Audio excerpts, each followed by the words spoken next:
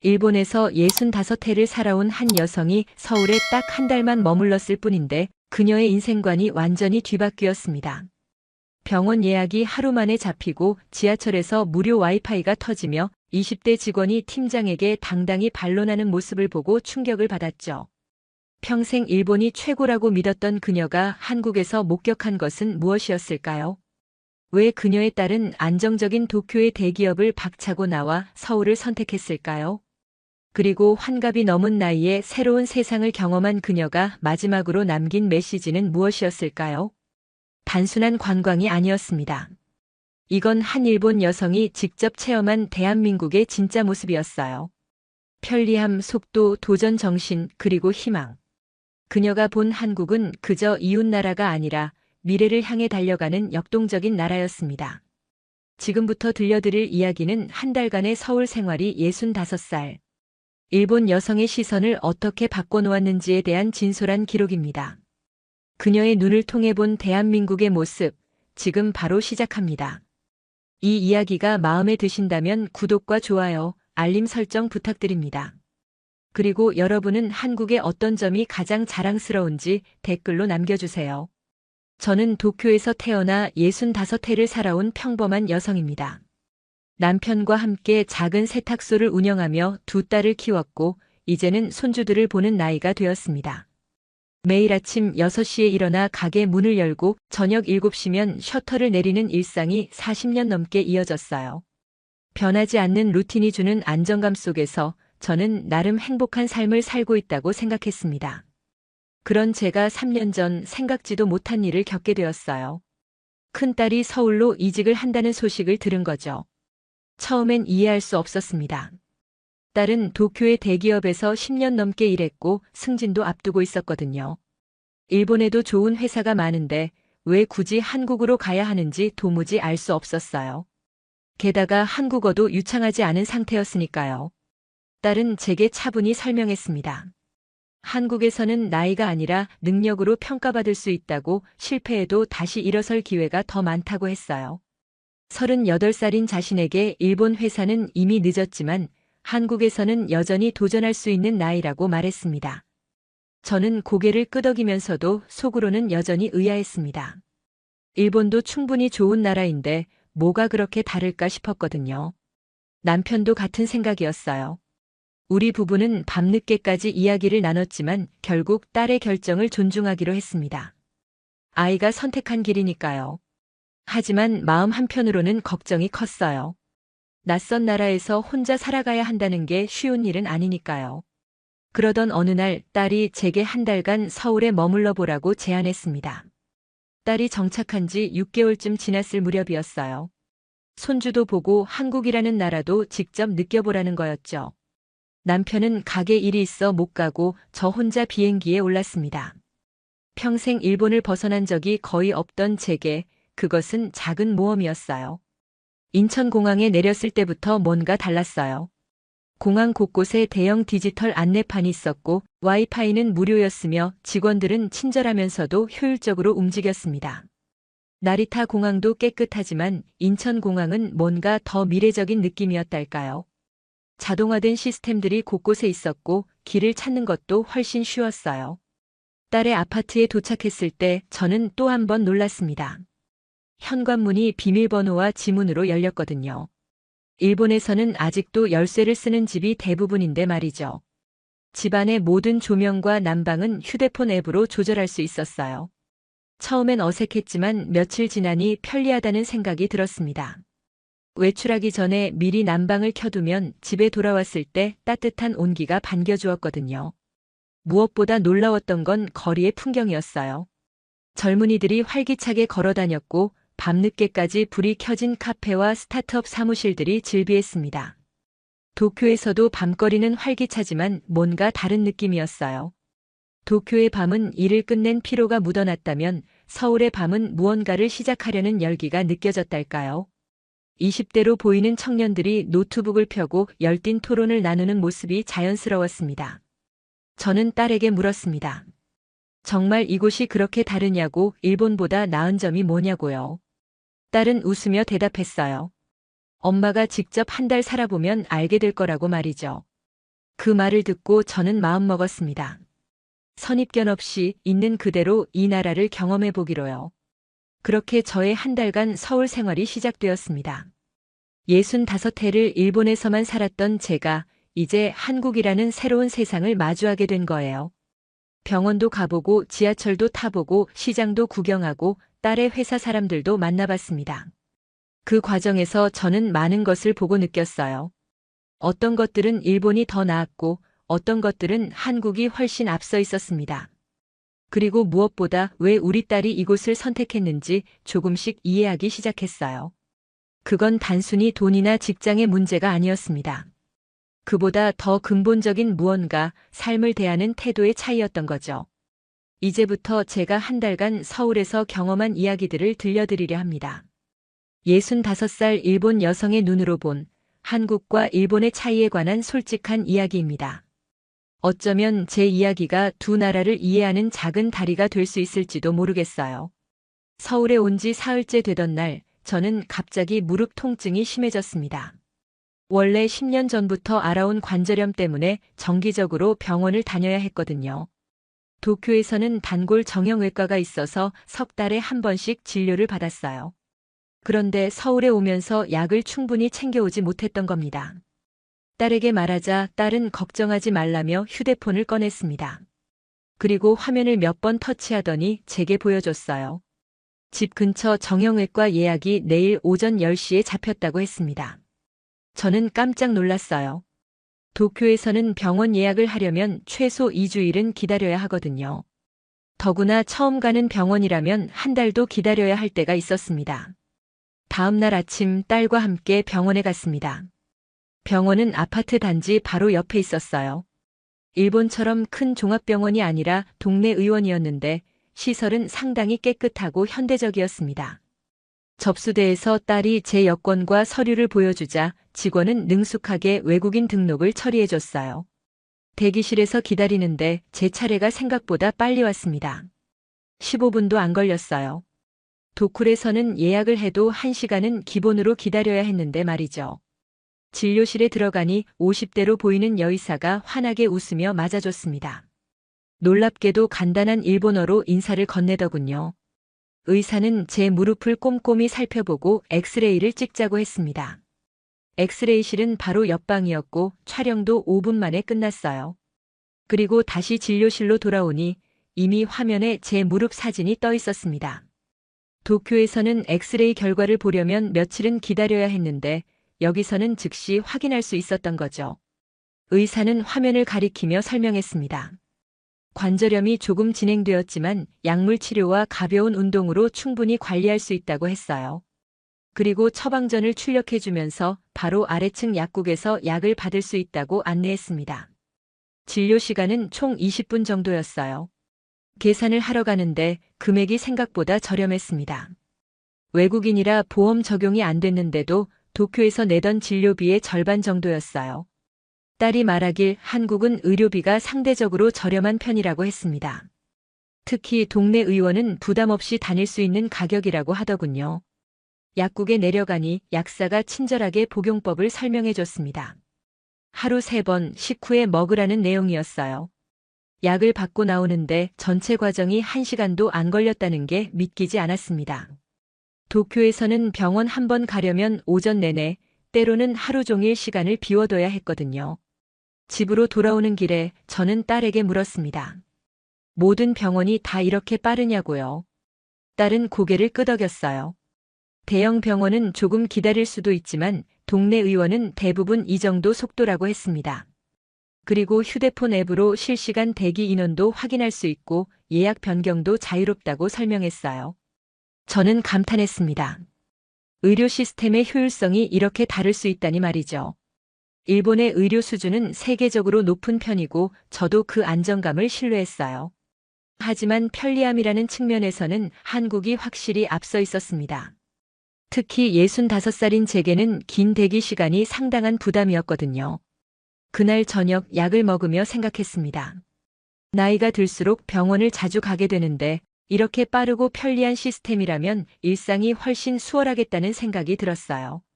물론 일본 병원의 꼼꼼함과 신중함도 장점이 있습니다. 하지만 바쁜 현대인들에게는 한국식 효율성이 더 맞을 수도 있겠다는 생각이 들었죠. 딸이 제게 차를 한 잔 따라주며 말했습니다. 엄마, 한국에서는 모든 게 빨라요. 병원만 그런 게 아니라 배달도 인터넷도 행정 처리도 다 빠르다고 했어요. 처음엔 그 속도에 적응하기 힘들었지만 이제는 오히려 편하다고 했습니다. 저는 고개를 끄덕였습니다. 확실히 이 나라는 빠름을 미덕으로 여기는 것 같았어요. 일본이 안정과 신중함을 중시한다면 한국은 속도와 효율을 추구하는 듯 했습니다. 어느 쪽이 더 낫다고 말할 수는 없겠지만 분명 두 나라의 성격은 달랐어요. 무릎 통증은 이틀 만에 많이 나아졌습니다. 처방받은 약이 잘 맞았던 거죠. 그리고 저는 깨달았습니다. 이곳에서는 아픈 것조차 빨리 해결할 수 있다는 것을요. 나이 든 제게 그것은 작지 않은 안심이었습니다. 병원에서 돌아온 다음 날 딸은 제게 서울 구경을 시켜주겠다고 했습니다. 명동과 북촌 한옥마을을 둘러보자는 거였어요. 저는 기대가 되면서도 한편으로는 걱정이 됐습니다. 낯선 도시의 지하철을 타는 게 쉽지 않을 것 같았거든요. 도쿄 지하철도 복잡하기로 유명한데 서울은 어떨지 궁금했어요. 아침 9시쯤 집을 나섰습니다. 가장 가까운 지하철역까지는 걸어서 5분 정도였어요. 역 입구에 들어서자마자 저는 깜짝 놀랐습니다. 도쿄의 오래된 역들과는 확연히 달랐거든요. 벽과 바닥이 깨끗했고 조명도 밝았으며 곳곳에 디지털 안내판이 설치되어 있었습니다. 개찰구를 지나는 방법도 신기했어요. 딸이 교통카드를 휴대폰에 대니까 바로 문이 열렸습니다. 일본도 요즘은 스이카 같은 카드를 쓰지만 휴대폰으로 바로 결제하는 건 아직 보편화되지 않았거든요. 딸은 제 교통카드도 미리 준비해뒀다며 건네줬어요. 플랫폼으로 내려가는데 에스컬레이터가 빨랐습니다. 도쿄의 에스컬레이터보다 확실히 속도가 빠르더군요. 딸이 웃으며 말했어요. 한국은 모든 게 빠르다고 심지어 에스컬레이터도 그렇다고요. 저는 피식 웃었습니다. 정말 이 나라 사람들은 시간을 아끼는데 진심인 것 같았어요. 플랫폼에 도착하니 전광판에 다음 열차 도착 시간이 표시되어 있었습니다. 2분 30초 후라고 나오더군요. 실제로 정확히 그 시간에 전철이 들어왔어요. 일본의 전철도 정시 운행으로 유명하지만 한국도 마찬가지였습니다. 시간 약속만큼은 두 나라 모두 철저하다는 걸 느꼈어요. 전철 안으로 들어가니 내부가 상당히 현대적이었습니다. 좌석은 플라스틱 재질이었고 손잡이도 깨끗했어요. 무엇보다 놀라웠던 건 와이파이였습니다. 딸이 말하길 서울 지하철은 전 구간에서 무료 와이파이가 된다고 했어요. 도쿄 지하철에서는 와이파이가 되는 구간이 제한적인데 여기서는 어디서든 인터넷을 쓸 수 있었던 겁니다. 출근 시간대라 사람들이 꽤 많았습니다. 혼잡도는 도쿄와 비슷했어요. 양쪽 다 대도시니까 출퇴근 시간에는 붐빌 수밖에 없겠죠. 하지만 한 가지 다른 점이 있었습니다. 서울 지하철에서는 사람들이 휴대폰을 더 적극적으로 사용하더군요. 웹툰을 보거나 동영상을 보거나 게임을 하는 사람들이 많았어요. 딸이 속삭였습니다. 한국 사람들은 이동 시간도 아까워서 항상 뭔가를 한다고요. 공부를 하거나 일을 하거나 오락을 즐기거나 말이죠. 저는 주위를 둘러보니 정말 그랬어요. 아무것도 하지 않고 그냥 멍하니 있는 사람은 거의 없었습니다. 명동역에 도착하기까지 6정거장을 지났습니다. 약 15분 정도 걸렸어요. 역에서 내리니 또다시 깨끗한 시설이 눈에 들어왔습니다. 계단 대신 에스컬레이터와 엘리베이터가 잘 갖춰져 있어서 나이든 제가 이용하기에도 불편함이 없었어요. 지상으로 올라오니 명동 거리가 펼쳐졌습니다. 사람들로 북적였고 상점과 음식점이 즐비했어요. 딸과 함께 걸으며 이것저것 구경하는데 문득 생각이 들었습니다. 이렇게 편리한 교통 시스템이 있으니 사람들이 더 활발하게 움직일 수 있겠다는 생각이요. 도쿄의 전철 시스템도 훌륭합니다. 정시성으로는 세계 최고 수준이죠. 하지만 많은 역들이 오래되어서 시설이 낡았고 배리어 프리 시설도 부족한 편이에요. 계단이 많아서 무릎이 안 좋은 제게는 힘들 때가 많았거든요. 그에 비해 서울 지하철은 상대적으로 최근에 지어져서 그런지 시설이 훨씬 편리했습니다. 점심을 먹고 북촌으로 이동할 때도 지하철을 이용했습니다. 환승을 해야 했는데 생각보다 쉬웠어요. 안내 표지판이 명확했고 환승 통로도 그리 멀지 않았습니다.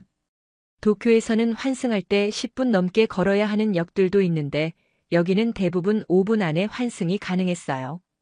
북촌 한옥마을은 정말 아름다웠습니다. 전통 가옥들이 잘 보존되어 있었고 골목길을 걷는 재미가 있었어요. 하지만 제가 더 인상 깊었던 건 그곳까지 가는 교통수단이었습니다. 나이든 제가 큰 불편함 없이 서울 이곳저곳을 다닐 수 있다는 게 놀라웠거든요. 저녁 무렵 집으로 돌아오는 전철 안에서 저는 딸에게 말했습니다. 서울의 교통은 참 편리하다고, 특히 지하철이 깨끗하고 현대적이라고요. 딸은 미소 지으며 대답했어요. 그래서 자동차가 없어도 생활하는데 전혀 불편하지 않다고 했습니다. 도쿄도 대중교통이 잘 되어 있지만 한국은 더 빠르고 편리하다는 인상을 받았어요. 특히 젊은 도시라는 느낌이 강했습니다. 새로운 기술을 빠르게 도입하고 사용자 편의를 끊임없이 개선하는 모습이 보였거든요. 집에 도착해 소파에 앉으니 다리가 좀 아팠지만 마음은 가벼웠습니다. 오늘 하루 서울을 돌아다니며 저는 이 도시가 어떻게 움직이는지 조금 더 이해하게 됐어요. 빠르고 효율적이고 편리한 도시. 그것이 제가 느낀 서울의 첫인상이었습니다. 서울에 온 지 일주일째 되던 금요일 저녁, 딸이 제게 특별한 제안을 했습니다. 회사 동료들과 저녁 식사 자리가 있는데 함께 가지 않겠냐는 거였어요. 저는 조금 망설였습니다. 낯선 사람들과의 자리가 부담스럽기도 했고 무엇보다 언어 문제가 걱정됐거든요. 하지만 딸이 통역해주겠다고 해서 따라가기로 했습니다. 저녁 7시 강남에 있는 한 고깃집에서 모임이 있었습니다. 딸의 팀원 5명이 모였는데 나이는 20대 후반부터 40대 초반까지 다양했어요. 제가 인사를 하자 모두 반갑게 맞아줬습니다. 특히 막내로 보이는 28살 여성 직원이 간단한 일본어로 인사를 건네 깜짝 놀랐어요. 고기가 구워지는 동안 그들은 자연스럽게 일 이야기를 나눴습니다. 저는 옆에서 듣고 있었는데 대화 방식이 일본과는 확연히 달랐어요. 나이가 어린 직원이 팀장에게 자기 의견을 거침없이 말하더군요. 그것도 반말은 아니었지만 상당히 직설적인 어조였습니다. 딸이 통역해주는 걸 들으니 그 젊은 직원은 팀장의 프로젝트 진행 방식에 문제가 있다고 지적하고 있었어요. 일본에서라면 상상도 할 수 없는 일이었습니다. 후배가 선배에게, 그것도 팀장에게 그런 식으로 말한다는 건 신뢰가 되거든요. 저는 긴장했습니다. 팀장이 화를 낼 거라고 생각했거든요. 그런데 놀랍게도 팀장은 고개를 끄덕이며 경청했습니다. 그리고 반론을 펼치는 게 아니라 자신이 미처 생각하지 못한 부분이 있었다고 인정하더군요. 심지어 다음 주 회의에서 그 의견을 반영해 보겠다고 말했습니다. 그 모습을 보며 저는 문화 충격을 받았어요. 딸에게 조용히 물었습니다. 저런 게 괜찮은 거냐고, 예의에 어긋나는 게 아니냐고요. 딸은 웃으며 대답했어요. 한국 회사는 나이보다 능력과 성과를 중시한다고, 좋은 의견이라면 누가 말하든 존중받는다고 했습니다. 물론 기본적인 예의는 지켜야 하지만 일본처럼 위계 질서에 얽매이지는 않는다고 하더군요. 식사가 진행되면서 저는 더 많은 것을 관찰했습니다. 그들은 업무 이야기를 할 때 활기찼지만 개인 생활에 대해서는 서로 깊이 간섭하지 않았어요. 일본에서는 회식 자리에서 상사가 부하의 사생활까지 캐묻는 게 흔한데 여기서는 그런 분위기가 전혀 없었습니다. 오히려 각자의 취미나 관심사에 대해 평등하게 이야기를 나눴어요. 막내 직원이 최근에 다녀온 등산 이야기를 하자 팀장이 진지하게 추천 코스를 물어봤습니다. 직급이 아니라 한 명의 사람으로서 서로를 대하는 느낌이었어요. 저녁 9시쯤 한 직원이 먼저 일어났습니다. 내일 아침 일찍 가족 모임이 있다며 먼저 가겠다고 했어요. 팀장은 흔쾌히 알겠다고 했고 다른 직원들도 수고했다며 배웅했습니다. 일본이었다면 상사가 자리에 있는데 먼저 일어나는 건 상당히 눈치 보이는 일이거든요. 딸이 제게 설명했습니다. 한국도 예전에는 회식 문화가 강압적이었다고 해요. 하지만 최근 10년 사이 많이 바뀌었다고 했습니다. 특히 젊은 세대가 회사에 들어오면서 수평적인 문화를 요구했고 기업들도 그에 맞춰 변화했다는 거예요. 10시가 조금 넘어 모임이 끝났습니다. 택시를 타고 집으로 돌아오는 길에 저는 딸에게 솔직한 심경을 털어놨어요. 처음에는 무례해 보였지만 곰곰이 생각해보니 오히려 건강한 조직 문화 같다고요. 상하 관계보다 업무 효율을 중시하고 개인의 의견을 존중하는 게 장기적으로는 더 나을 수도 있겠다고 말했습니다. 딸은 고개를 끄덕였어요. 그래서 자신이 한국을 선택했다고 했습니다. 일본 회사에서는 38살 여성이 관리자가 되기 어렵지만 한국에서는 나이와 성별보다 능력을 본다고 했어요. 물론 완벽하지는 않지만 적어도 도전할 기회는 있다는 거죠. 저는 창밖을 바라보며 생각에 잠겼습니다. 40년 넘게 일본 사회에서 살아온 저로서는 오늘 본 풍경이 낯설었어요. 하지만 동시에 부러운 마음도 들었습니다. 만약 제가 젊었을 때 이런 환경에서 일했다면 제 인생이 달랐을까 하는 생각도 들었거든요. 일본의 직장 문화에도 장점은 있습니다. 안정적이고 예측 가능하며 동료 간의 유대가 강하죠. 평생 직장이라는 개념도 나름의 안정감을 줍니다. 하지만 그 안정 속에 갇혀서 새로운 시도를 하기 어렵다는 단점도 분명히 있어요. 반면 한국의 직장 문화는 빠르고 역동적이었습니다. 나이나 경력보다 성과를 중시하고 실패해도 다시 도전할 수 있는 분위기였어요. 물론 그만큼 경쟁도 치열하고 스트레스도 클 것입니다. 하지만 젊은이들에게는 더 많은 가능성을 제공하는 환경인 것 같았어요. 집에 도착해 침대에 누우니 오늘 만난 사람들의 얼굴이 떠올랐습니다. 특히 그 28살 여직원이 팀장에게 당당히 의견을 말하던 모습이 기억에 남았어요. 그 젊은이의 눈에는 두려움이 아니라 자신감이 있었습니다. 그것이 한국 젊은이들이 가진 힘인 것 같았어요. 서울에 온 지 2주일째 딸은 제게 특별한 곳을 보여주고 싶다고 했습니다. 강남에 있는 스타트업 카페라는 곳이었어요. 처음 듣는 단어였지만 딸의 설명을 듣고 나니 흥미가 생겼습니다. 젊은이들이 모여서 창업 아이디어를 나누고 서로 협력하는 공간이라고 하더군요. 토요일 오후 2시 딸과 함께 그곳에 도착했습니다. 건물 3층에 있는 넓은 공간이었는데 카페처럼 꾸며져 있으면서도 곳곳에 회의실과 작업 공간이 마련되어 있었어요. 20대에서 30대로 보이는 젊은이들이 노트북을 펴놓고 열심히 무언가를 하고 있었습니다. 딸의 대학 후배가 그곳에서 일하고 있다며 우리를 반갑게 맞아줬어요. 29살의 김민준이라는 청년이었습니다. 그는 1년 전 회사를 그만두고 친구들과 함께 스타트업을 시작했다고 했어요. 인공지능을 활용한 언어 학습 앱을 만들고 있다고 설명했습니다. 저는 놀라서 물었습니다. 안정적인 회사를 그만두고 창업을 한다는 게 두렵지 않았냐고요. 민주는 밝게 웃으며 대답했어요. 물론 처음엔 무섭기도 했지만 지금 도전하지 않으면 평생 후회할 것 같았다고 했습니다. 실패해도 다시 취업할 수 있고 그 경험 자체가 값진 자산이 된다고 믿었다고 하더군요. 일본에서는 상상하기 어려운 말이었습니다. 일본 젊은이들 대부분은 대기업에 입사하는 것을 최고의 목표로 여기거든요. 한번 회사를 그만두면 다시 좋은 곳에 취직하기 어렵다는 인식도 강하고요. 하지만 민준의 말을 들으니 한국에서는 실패에 대한 두려움이 일본보다 덜한 것 같았습니다. 민준은 자신의 팀원들을 소개해줬습니다. 한 명은 디자이너였고 다른 한 명은 개발자였어요. 셋 다 대기업 경력을 포기하고 이 일에 뛰어들었다고 했습니다. 그들은 각자 맡은 부분을 설명하며 눈을 반짝였어요. 일을 하면서도 즐거워 보였습니다. 저는 그들에게 물었습니다.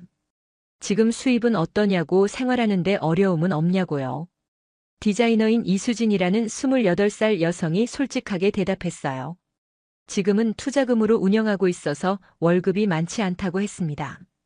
대기업 다닐 때의 절반도 안 된다고 하더군요. 하지만 그녀의 얼굴에는 후회가 보이지 않았습니다. 오히려 자신이 만든 제품이 사람들에게 도움이 되는 걸 보면 뿌듯하다고 했어요.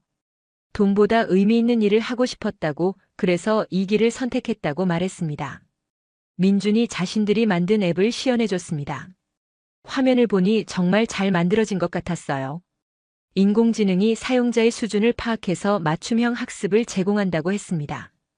벌써 2만 명 정도가 다운로드했고 긍정적인 평가를 받고 있다고 자랑스럽게 말했어요. 저는 감탄했습니다. 29살 청년이 이런 걸 만들다니 놀라웠거든요.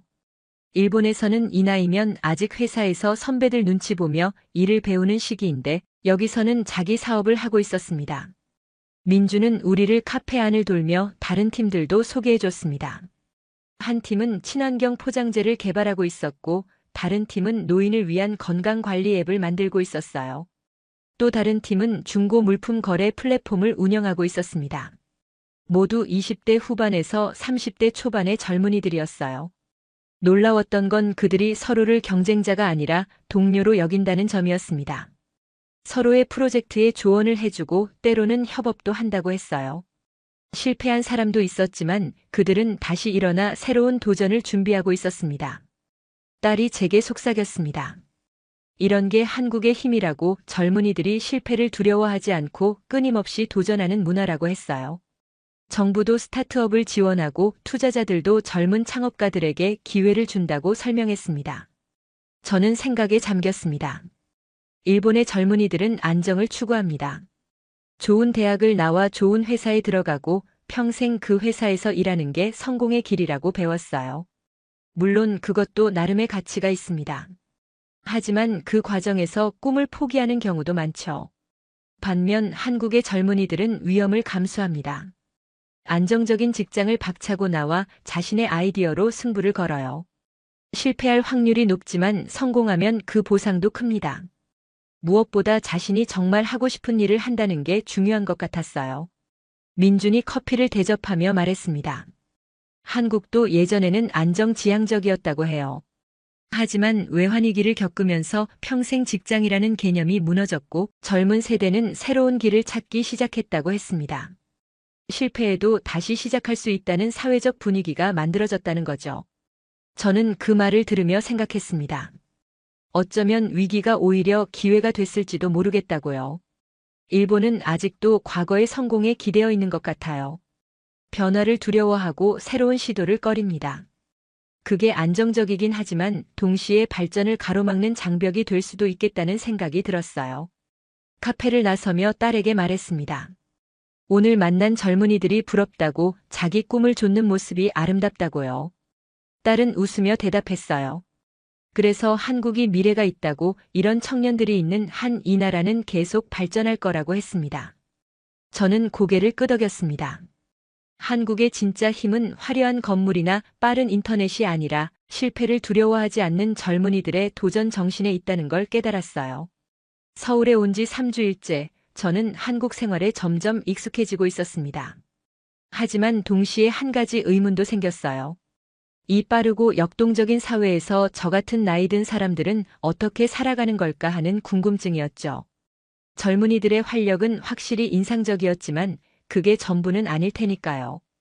어느 화창한 수요일 오전, 저는 혼자 동네를 산책하기로 했습니다. 딸은 출근했고 저는 집 근처 공원을 걸어보고 싶었거든요. 아파트 단지를 나서니 10분 거리에 제법 큰 공원이 있었어요. 나무가 우거지고 산책로가 잘 정비되어 있었습니다. 공원에 들어서자 제 또래로 보이는 어르신들이 눈에 들어왔습니다. 어떤 분들은 운동기구에서 스트레칭을 하고 계셨고 어떤 분들은 벤치에 앉아 담소를 나누고 계셨어요. 저는 한 벤치에 앉아 주위를 둘러봤습니다. 옆 벤치에 계시던 60대 후반으로 보이는 여성 어르신이 제게 말을 걸어왔습니다. 일본 사람이냐고 물으시더군요. 제가 그렇다고 하자 반갑게 인사를 건네셨어요. 박순자라는 분이었는데 근처에 사신다고 했습니다. 우리는 자연스럽게 이야기를 나누게 됐어요. 박 여사는 제게 이것저것 물어보셨습니다. 언제 왔는지, 얼마나 머무를 건지, 한국은 어떤지 등등요. 저는 솔직하게 대답했어요. 딸을 보러 왔고 한 달 정도 머물 예정이며 한국이 생각보다 편리하고 활기차다고 말씀드렸습니다. 박 여사는 웃으며 말씀하셨어요. 요즘 한국은 너무 빨라서 자신 같은 노인네는 따라가기 힘들다고요. 은행도 인터넷으로 하라고 하고 병원 예약도 앱으로 하라고 하는데 배우기가 쉽지 않다고 하셨습니다. 키오스크로 주문하는 식당도 많아졌는데 그게 어려워서 가끔은 식사하기가 겁난다고 털어놓으셨어요. 저는 공감이 갔습니다. 일본도 디지털화가 진행되고 있지만 한국만큼 빠르지는 않거든요. 오히려 일본은 아날로그 방식을 여전히 많이 유지하고 있어서 나이 든 사람들이 적응하기가 상대적으로 수월해요. 팩스를 아직도 쓰는 회사가 많고 도장 문화도 남아있죠. 박 여사는 계속 말씀하셨습니다. 손주들이 뭔가를 가르쳐 주려고 해도 금방 잊어버린다고, 머리가 따라가지 않는다고 하셨어요. 젊은이들은 다 스마트폰으로 해결하는데 자신은 여전히 종이와 펜이 편하다고 했습니다. 그러면서도 시대에 뒤처지는 것 같아 속상하다고 하시더군요. 저는 그분의 손을 가만히 잡았습니다. 그리고 말씀드렸어요. 저도 처음 서울에 왔을 때 모든 게 낯설고 빨랐다고 하지만 며칠 지나니 조금씩 적응이 되더라고요. 완벽하게 따라갈 필요는 없고 자기 속도대로 천천히 배워가면 된다고 위로해드렸습니다. 박 여사는 고개를 끄덕이셨어요. 그러면서 한국의 젊은이들은 참 대단하다고, 새로운 걸 빨리 받아들이고 적응한다고 칭찬하셨습니다. 하지만 동시에 그 속도에 자신 같은 세대는 소외감을 느낀다고 솔직히 말씀하셨어요. 저는 깊이 공감했습니다. 일본도 고령화 사회지만 변화의 속도가 완만해서 노인들이 적응할 시간이 있어요. 반면 한국은 너무 빨라서 나이 든 세대가 따라가기 버거울 것 같았습니다. 편리함의 이면에는 이런 어려움도 있다는 걸 깨달았어요. 잠시 후 박 여사의 친구분들이 오셨습니다. 모두 60대 후반에서 70대 초반으로 보이는 분들이었어요. 그분들과도 이야기를 나누게 됐는데 비슷한 고민을 갖고 계셨습니다. 세상이 너무 빨리 변해서 적응하기 힘들다는 거였어요. 한 분은 말씀하셨습니다.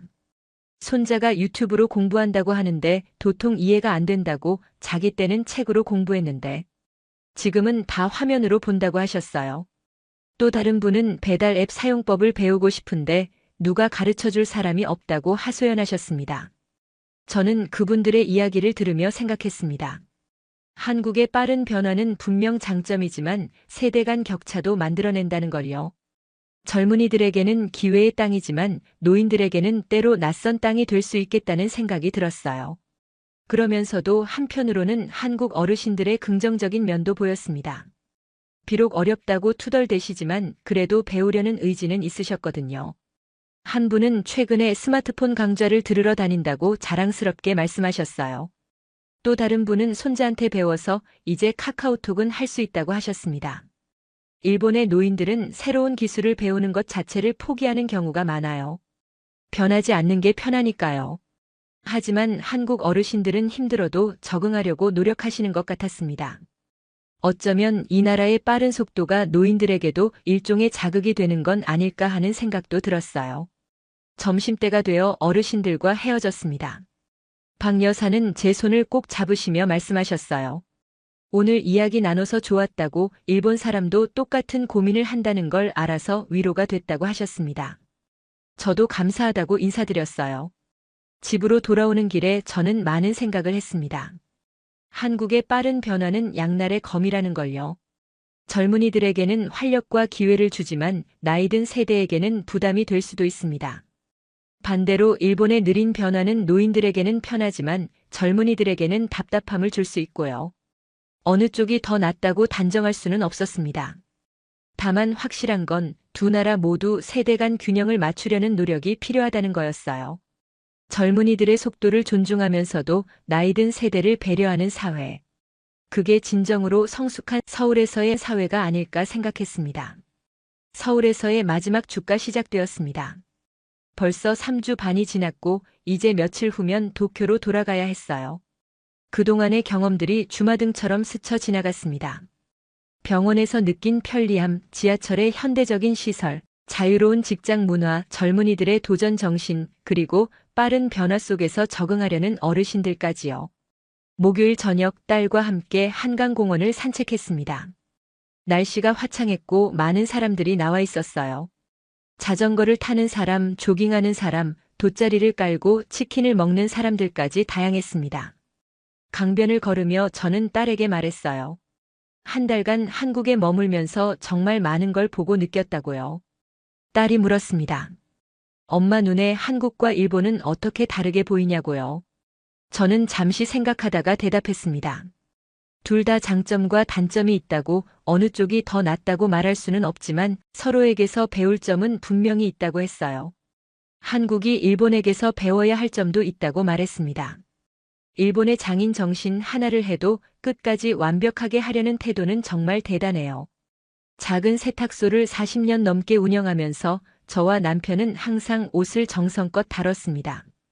단골 손님들이 믿고 맡기는 이유도 그 때문이었죠. 또 일본의 지속 가능성에 대해서도 말했습니다. 100년 넘은 가게들이 여전히 영업하고 대대로 기술을 전수하는 문화가 있어요. 빠르게 성장하는 것도 좋지만 오랫동안 지켜낼 수 있는 힘도 중요합니다. 한국의 역동성에 일본의 지속성이 더해진다면 더 단단한 기업 문화가 만들어질 거라고 생각했어요.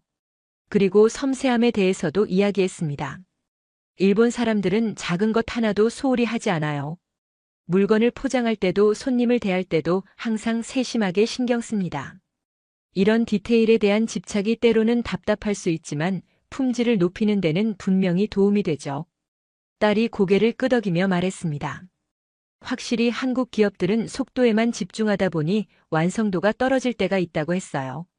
빨리 출시하는 건 좋은데 나중에 문제가 생겨서 수정하는 경우도 많다고 했습니다. 일본의 신중함을 배운다면 그런 실수를 줄일 수 있을 거라고 동의했어요. 저는 말을 이었습니다. 반대로 일본이 한국에게서 배워야 할 점도 많다고요. 가장 중요한 건 실패를 두려워하지 않는 용기입니다. 일본은 실패에 대한 사회적 낙인이 너무 강해요.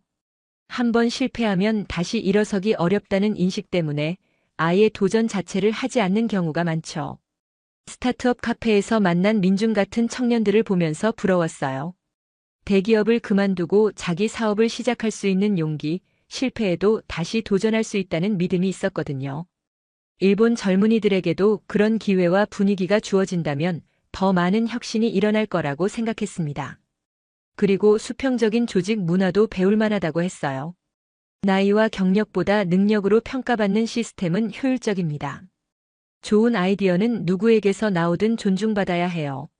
일본처럼 위계 질서가 강하면 아래에서 올라오는 신선한 의견들이 묻혀버릴 수 있거든요.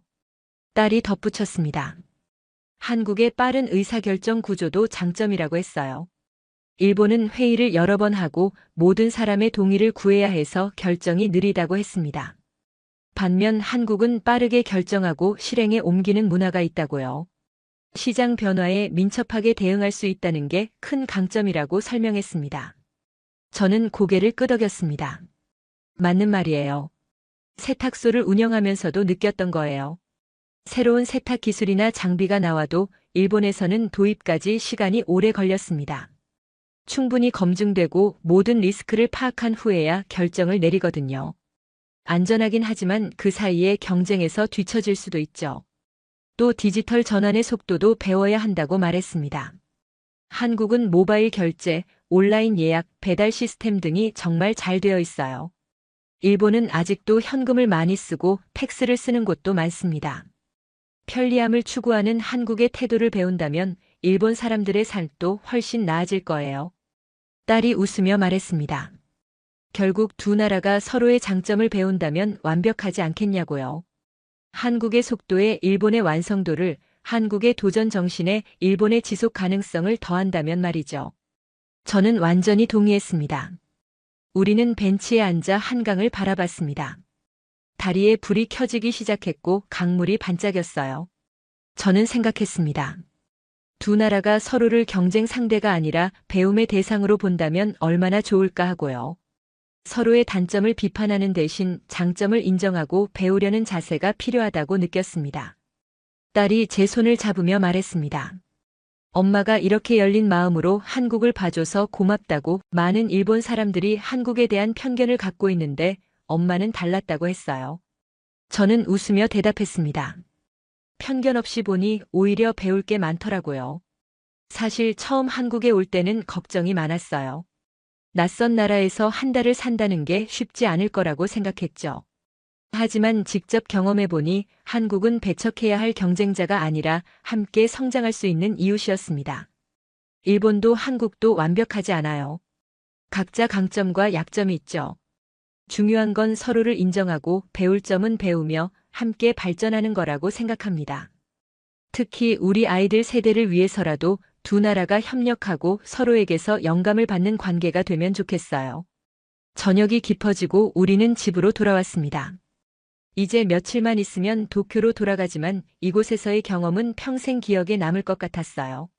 한국과 일본 두 나라를 더 깊이 이해하게 된 소중한 시간이었습니다. 인천공항으로 가는 날 아침이 밝았습니다. 정확히 한 달간의 서울 생활이 끝나는 순간이었어요.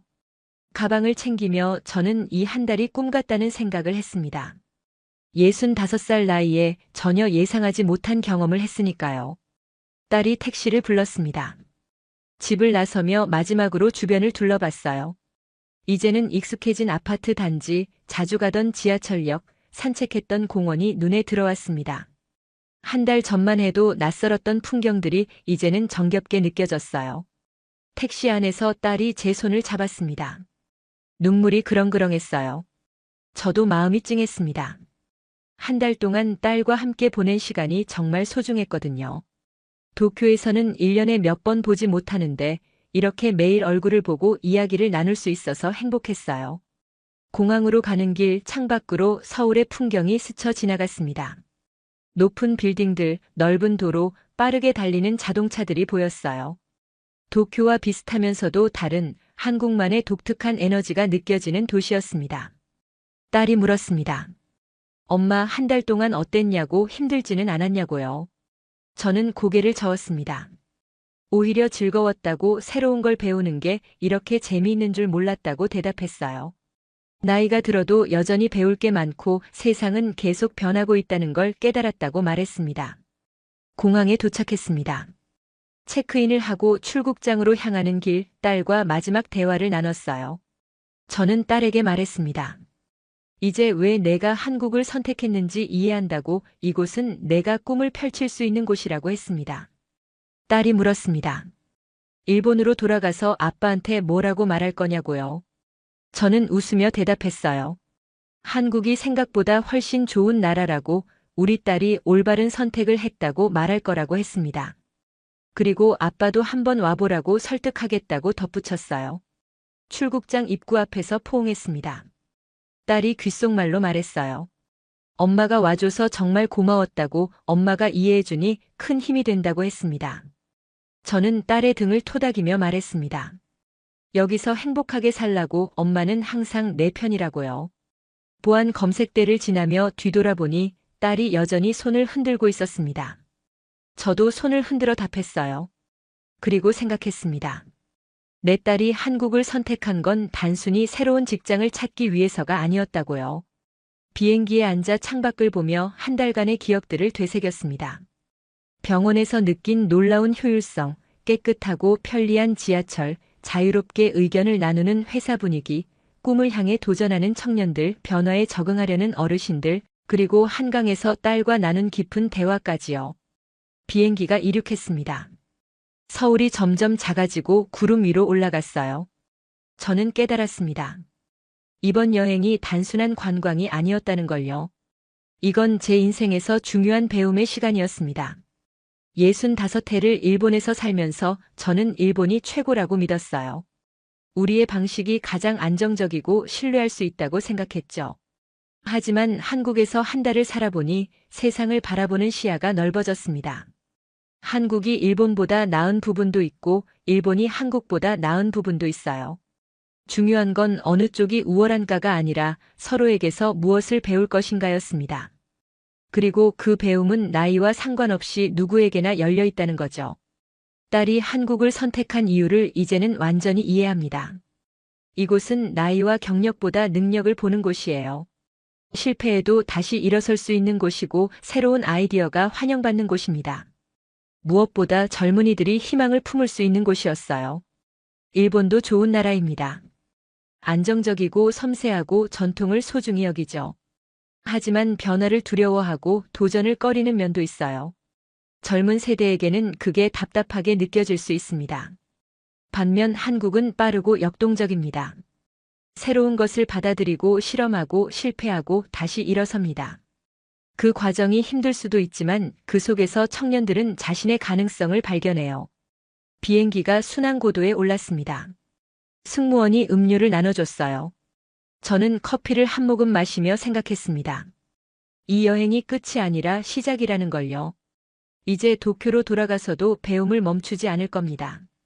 남편에게 한국에서의 경험을 자세히 들려줄 거예요. 그리고 우리 세탁소도 조금씩 변화를 시도해 볼까 합니다. 온라인 예약 시스템을 도입한다든지 젊은 직원들의 의견을 더 경청한다든지 하는 작은 변화들 말이죠. 나이가 든다는 건 배움을 멈추는 게 아니에요. 오히려 더 겸손해지고 더 많이 배울 수 있는 시기입니다. 한 달간의 서울 생활이 제게 가르쳐준 가장 큰 교훈이 바로 그거였어요. 창밖으로 구름이 흘러갔습니다. 저 아래 어딘가에 한국이 있고 조금 있으면 일본이 보일 거예요. 두 나라 모두 제게 소중한 곳이 되었습니다. 하나는 제가 평생을 살아온 고향이고 다른 하나는 딸이 꿈을 펼치는 곳이니까요. 딸이 한국을 선택한 건 단순히 직장 때문이 아니었습니다. 그건 새로운 희망을 만나기 위해서였어요. 나이와 성별과 경력에 얽매이지 않고 자신의 능력으로 인정받을 수 있는 곳, 실패해도 다시 도전할 수 있는 곳, 꿈을 현실로 만들 수 있는 곳을 찾아서였습니다. 그리고 저도 이번 여행을 통해 새로운 희망을 발견했습니다. 65살에도 세상은 여전히 넓고 배울 것은 많으며 변화할 수 있다는 희망이요. 이 나이에도 새로운 경험을 하고 생각을 바꾸고 성장할 수 있다는 걸 깨달았습니다. 비행기가 하강을 시작했습니다. 곧 도쿄 상공이 보일 거예요. 집으로 돌아가지만 저는 이제 예전의 제가 아닙니다. 한 달간의 서울 생활이 저를 변화시켰거든요.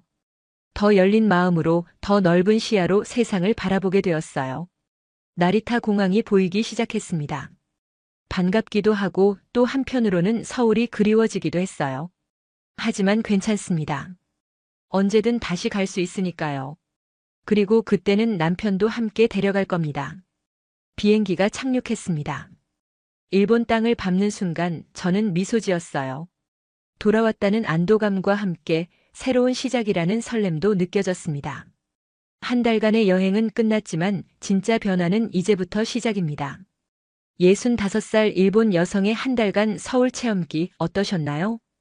그녀가 목격한 대한민국은 단순히 빠르고 편리한 나라가 아니었습니다. 실패를 두려워하지 않는 청년들, 나이보다 능력을 인정하는 직장 문화, 그리고 변화에 적응하려는 모든 세대의 노력이 어우러진 역동적인 나라였어요. 병원 예약부터 지하철, 스타트업 문화까지. 외국인의 눈으로 본 대한민국의 모습은 우리가 당연하게 여기던 것들이 얼마나 특별한지 다시 한번 깨닫게 합니다. 빠른 속도만이 아니라 그 속에 담긴 도전 정신과 희망이야말로 대한민국의 진짜 힘이었죠. 물론 완벽하지는 않습니다. 세대 간 격차도 있고 때로는 너무 빨라서 버거울 때도 있어요. 하지만 중요한 건 우리가 계속 앞으로 나아가고 있다는 거예요. 실패해도 다시 일어서고 새로운 것을 받아들이며 함께 성장하는 나라. 그게 바로 대한민국입니다. 이 이야기가 여러분께 자긍심과 영감을 드렸기를 바랍니다. 우리가 살고 있는 이 나라가 얼마나 대단한 곳인지 때로는 외부의 시선을 통해 다시 보는 것도 의미 있는 일이니까요. 영상이 도움이 되셨다면 구독과 좋아요, 알림 설정으로 응원해주세요. 그리고 여러분이 경험한 대한민국의 자랑스러운 순간들을 댓글로 공유해주시면 감사하겠습니다. 사하겠습니다. 사하겠습니다. 사하겠습니다. 사하겠습니다. 사하겠습니다.